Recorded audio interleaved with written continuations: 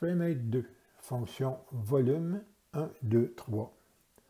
Alors, page 17 du manuel d'entretien, volume 1, 2, 3. Cette fonction a pour but d'afficher le nombre de gallons ou de litres pulvérisés sur une surface. Alors, si vous voulez remettre l'information à 0 pour débuter un nouveau champ, alors on appuie sur le bouton Reset, mais en faisant ça, vous allez faire deux actions en même temps. Le volume que vous avez appliqué et la superficie sur laquelle vous avez pulvérisé, les deux vont se remettre à 0, ils fonctionnent en paire. Alors ici, on voit dans l'écran le chiffre 1. Alors, on parle ici de volume 1, 2, 3. Il y a une raison à ça.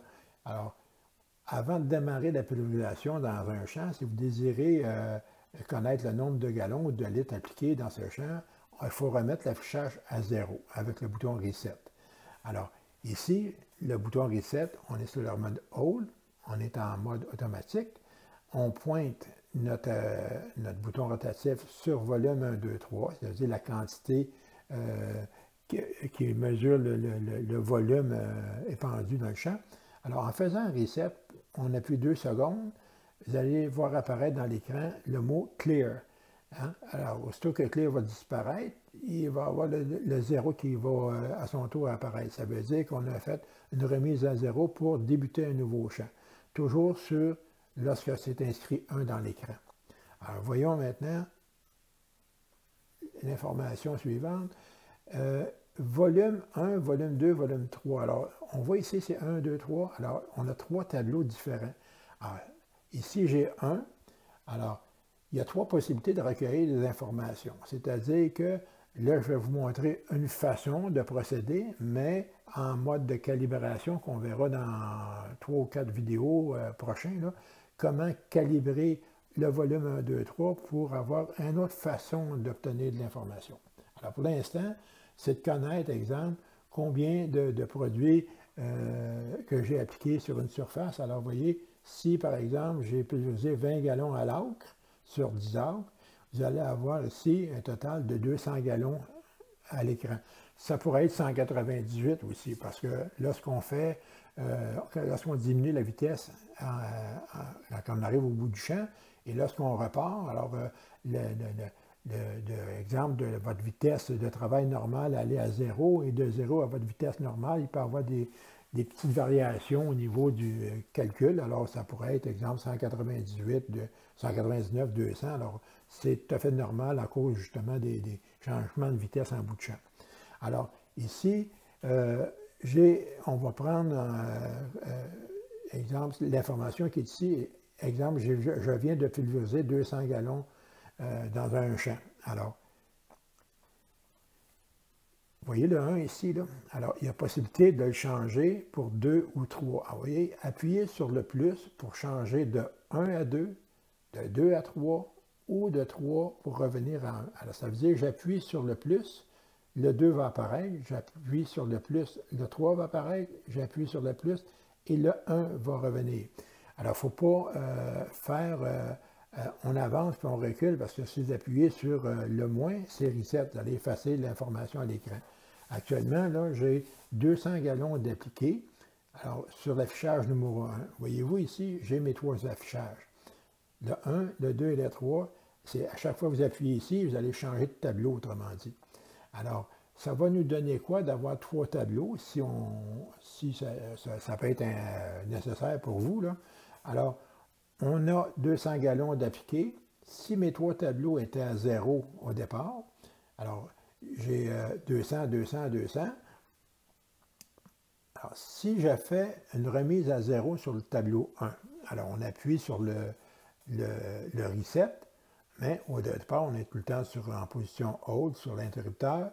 On pointe vers volume 1, 2, 3. On appuie sur Reset 2 secondes, le mot Clear va apparaître, le 0 va apparaître. Donc, on a remis notre information à 0 pour débuter un nouveau champ. Alors, on va aller voir ici les 3 tableaux. J'appuie sur le plus, le numéro 2 va apparaître, et le 200 gallons qu'on a appliqué auparavant est resté comme information. Et même chose, si on s'en va en appuyant sur le plus, on s'en va sur le 3e tableau. Alors, on a mis à zéro le premier tableau et les deux autres, on n'a rien fait. On a laissé accumuler l'information.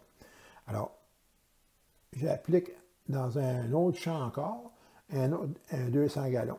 Alors, qu'est-ce qui se produit ici? C'est que les trois continuent tout le temps à accumuler l'information. Alors, le premier est parti de zéro, j'ai appliqué 200 gallons. Le deuxième, je l'avais laissé à 200 gallons, donc il a accumulé l'information du premier et du deuxième champ, donc on a 400. Même chose que le troisième tableau. On va voir plus loin à quoi ça sert. Alors, là, ici, j'ai remis 0 les deux premiers tableaux et j'ai laissé accumuler le troisième. Alors, pour faire le reset, je me place sur le 1, position volume, hold. Alors, en ayant le 1 dans l'écran, j'appuie sur reset, clear va apparaître, 0. J'appuie sur le plus, vous allez avoir un 2 ici. Alors, même chose, j'appuie reset, clear, 0. Alors, ça va me donner un petit peu ça ici. Là. Alors, le premier tableau est à 0 pour débuter un nouveau champ. Même chose pour le 2. Et le 3 accumule tout le temps les quantités que j'ai fait auparavant. Ça veut dire que j'ai déjà 2 arrosages de fait à 200 gallons. Alors, on continue. J'applique encore 200 gallons dans un troisième champ. Alors, comme le premier avait été mis à 0, okay, et le deuxième aussi, vous voyez, 200, 200, le troisième continue à accumuler l'information. On est rendu à 3 champs de fait avec 200 gallons à chaque fois. Alors, je continue ici, et là, je remets le premier tableau à 0, c'est-à-dire sur le 1, je fais un reset, en tout le temps en positionnant de même. Alors, là, je suis prêt à repartir un nouveau champ. Et pourquoi que je ne touche pas aux autres? Alors, ici, exemple, imaginons que je fais de l'arrosage à forfait. Alors, je pourrais dire à mon client, à chaque fois que je fais un de tes champs, j'ai pris des notes de la quantité de produits que j'ai appliqués. Exemple, ça pourrait être 165, 200, 270, puis 200. Alors, les champs peuvent varier d'un à l'autre. Alors, je prends une note de tous les champs. Et celui-là ici, quand j'ai commencé à faire le travail pour le client, je l'ai mis à 0 pour pouvoir accumuler les informations des 4 champs. Alors, ici, si je continue mon arrosage, voyez-vous, je vais faire un autre champ. Alors, j'ai 200. Ça, c'est le dernier champ que je viens de faire. Les deux champs du client que je viens de commencer se sont accumulés les autres aussi. Et toujours, le troisième tableau, lui, est en train d'accumuler tous les arrosages que je fais depuis le début de la saison. Alors, pourquoi je fonctionne comme ça?